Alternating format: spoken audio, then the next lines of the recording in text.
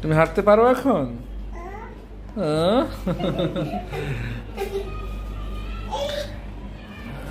উপরে উঠবে? আচ্ছা। এখন তো মাশাআল্লাহ ভালোই হাঁটে। জি স্যার।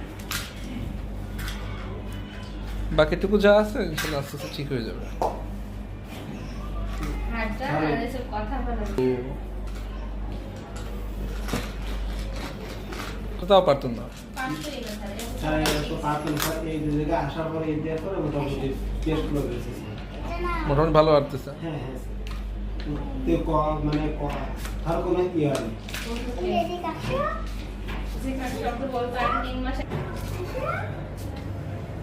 কথা বলতে গেছে কিন্তু ওই বুঝাই দিতে শুরু করে দিও।